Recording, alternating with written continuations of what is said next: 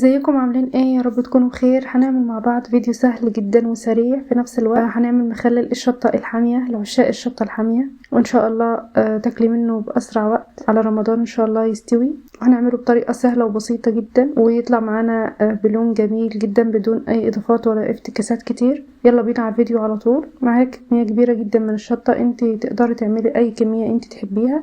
هنشيل بس القمع بتاع الشطة، مش هنخرمها ولا نعمل لها اي حاجة عشان تفضل محتفظة بقوامها معانا وما تتهريش، ونحتفظ بيها من السنة للسنة مش بس لرمضان. بعد كده هنغسلها كويس جدا وهنضيف عليها فصوص توم صحيحة كده بدون ما نقشر التوم ولا اي حاجة، بتدي طعم ونكهة جميلة جدا. بعد كده معايا الازاز اللي انا هخلل فيها، مش هخلل في برطمانات. طبعا الازاز مغسولة كويس بمية سخنة ومتعقمة. هنبدأ بقى نعبي الازاز بالشكل ده ونخبط الازاز كده ونكبسها كويس بالشطة ونطلع اي كمية هواء موجودة فيها عشان ما تعملناش تعفن في المخلل ولا اي حاجة.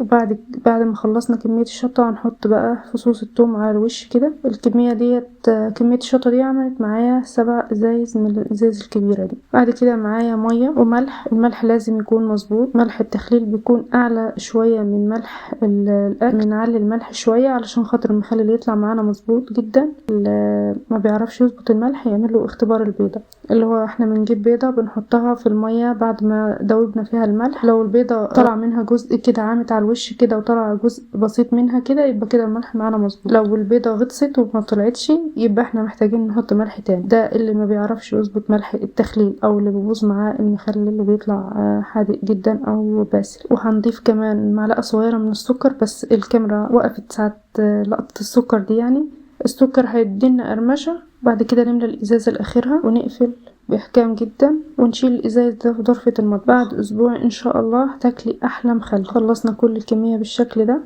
ودي النتيجة بعد اسبوع، وهيطلع معانا باللون الجميل ده ومش هيكون مهري ولا اي حاجة. الشطة او الفلفل عموما مش بيتحطله خل خالص عشان ما يتهروش مننا، هو ملح ورشة من السكر والمية والثوم عشان النكهة بس كده. وهيطلع معانا اجمل والذ مخلل شطة حامية بالشكل ده، احلى من بتاع المحلات كمان. وكل ما نحتاج نفتح ازازة بشويش كده بالشكل ده علشان ممكن تفرقع في وشنا وتعمل حاجات مش مستحبة. يعني احنا نفتحها بشويش كده لحد ما نفضي كل كمية المية اللي فيها، وبعد كده نفتحها بالسكينة بالشكل ده وناخد منها في برطمان خارجي، ونقفل برضو البرطمان كويس وناخد منه بمعلقة عشان ما يتعفنش مننا ونحتفظ بيه في التلاجة. باقي الازاز محتفظين بيها في ظرفة المطبخ تقعد معانا سنة كاملة.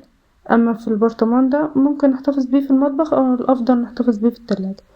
اشوفكم على خير في فيديو جديد. سلام.